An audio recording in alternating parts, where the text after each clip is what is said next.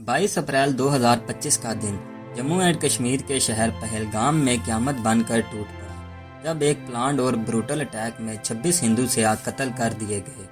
ये हमला सुबह के वक्त हुआ जब लोग छुट्टियों के माहौल में कश्मीर के हुस्न का लुत्फ उठा रहे थे। हमला ऐसा था कि मीडिया, पब्लिक और पॉलिटिकल सर्कल में फौरन गर्मी फैल गई। मज़ाहमती महाज, जो लश्कर तैयबा का एक फरार ग्रुप माना जाता है, उसने इस हमले की जिम्मेदारी कबूल की। यह अटैक एक बहुत बड़े पॉलिटिकल और मिलिट्री रिएक्शन लेकर आया। इंडिया ने फौरन पाकिस्तान पर इल्ज़ाम लगाया कि यह हमला वहां से प्लान किया गया था।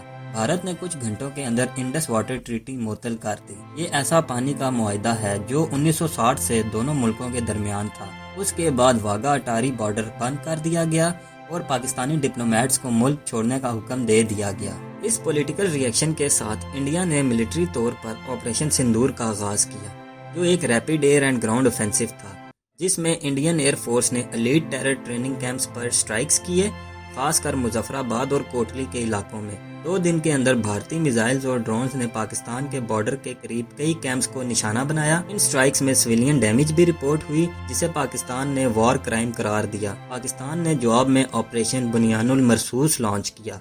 यह नाम कुरान से लिया गया था, जो एक स्केर्ड और सिंबॉलिक मैसेज था कि ये सिर्फ मिलिट्री जवाब नहीं बल्कि आइडियोलॉजिकल मुकाबला भी है। पाकिस्तान ने Indian forward post, radar and ammunition depots पर ड्रोन स्ट्राइक्स और प्रिसीजन मिसाइल्स अटैक किए। ये क्लैशेस 3 दिन तक चलते रहे, जिसमें दोनों तरफ से 50 से ज्यादा लोग हलाक हुए, जिनमें फौजियों के साथ सिविलियंस भी शामिल थे। कश्मीर में खौफ फैल गया और लाइन ऑफ कंट्रोल के करीब रहने वाले लोग अपने घर छोड़कर कैंप्स में पहुंचने लगे। भारत में पॉलिटिकल प्रेशर बढ़ गया। अपोजिशन ने मोदी सरकार से जवाब तलब किया, जबकि पाकिस्तान में भी मिलिट्री लीडरशिप को क्रिटिसिज्म का सामना करना पड़ा। यह तनाज़ा न्यूक्लियर पावर्स के दरमियान था, इसलिए इंटरनेशनल कम्युनिटी ने फौरन रिएक्ट किया। अमेरिका ने, जो कि पहले न्यूट्रल रहा करता था, इस दफा फौरन मुदाखलत की। यूएस प्रेसिडेंट डोनाल्ड ट्रंप ने अपने secretary of state Marco Rubio को सऊदी अरेबिया और यूएई के डिप्लोमेट्स के साथ इमरजेंसी राउंड ऑफ डिप्लोमेसी में भेजा। रशिया ने भी बैक चैनल डिप्लोमेसी में हिस्सा लिया। यूनाइटेड नेशंस ने इमरजेंसी सिक्योरिटी काउंसिल का सेशन बुलाया। 10 मई 2025 को वाशिंगटन डीसी में एक जॉइंट प्रेस कॉन्फ्रेंस में अनाउंस किया गया कि इंडिया और पाकिस्तान जो इमीडिएट सीज फायर पर राजी हो गए हैं। ये सीज फायर 2003 और 2021 के एग्रीमेंट्स का तजदीद था, मगर इस दफा लिखत और इंटरनेशनल गारंटी के साथ। शहबाज शरीफ और नरेंद्र मोदी ने अपनी तकरीरों में इस फैसले को ह्यूमैनिटेरियन नेसेसिटी करार दिया। सीज फायर के फौरन बाद बॉर्डर पर शेलिंग रुक गई और वहाँ की जिंदगी में सुकून आया। स्कूल्स दोबारा खुल गए, लोगों ने खेती बाड़ी का काम शुरू कर दिया और डिस्प्लेसमेंट कैंप्स में रहने वाले लोग वापस अपने इलाकों को लौटने लगे। पाकिस्तान की इकोनॉमिक मार्केट, जो पहले ही IMF बेल आउट और करेंसी क्राइसिस का शिकार थी, उसमें हल्का सा पॉजिटिव इम्पैक्ट आया। रुपए की कीमत बेहतर हुई और फॉरेन डायरेक्ट इन्वेस्टमेंट में कॉन्फिडेंस वापस आया।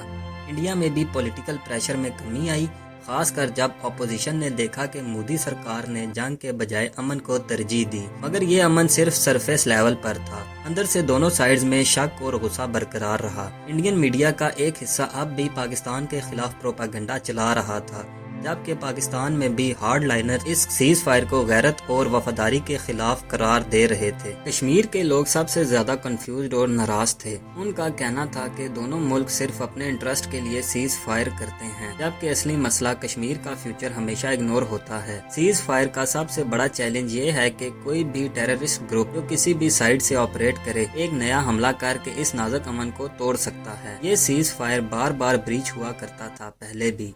सिर्फ 2021 के एग्रीमेंट के बाद भी कुछ महीने में 300 से ज्यादा वायोलेशंस रिपोर्ट हुई थी। इस दफा का डिफरेंस ये था कि इंटरनेशनल डिप्लोमेसी बहुत एग्रेसिव थी। सऊदी अरेबिया ने पहली मर्तबा दोनों मुल्कों के साथ return confidence building measure sign करवाया।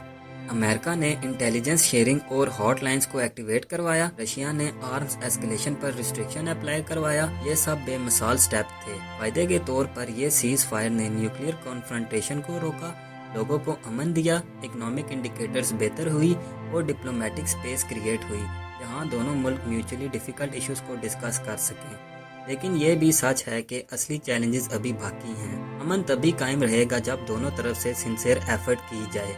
کشمیر کا مسئلہ جو ہر جنگ اور سیز فائر کا سینٹرل پوائنٹ ہے، اس کا حل بنا کشمیری عوام کے مشورے کے ممکن نہیں۔ سیز فائر ایک اچھا آغاز ہے، مگر اصل منزل صرف تب ہے جب دونوں ملکوں کے درمیان بھروسہ، ٹرانسپیرنسی اور میوچول رسپیکٹ ہو۔ یہ ضرورت ہے کہ ہر لیول، پولیٹیکل، ملٹری، میڈیا اور عوام پر امن کے لیے مائنڈ سیٹ ڈیولپ کیا جائے۔ جنگ صرف تباہی لاتی ہے، لیکن امن سے ترقی، انسانیت اور مستقبل کے راستے کھلتے ہیں۔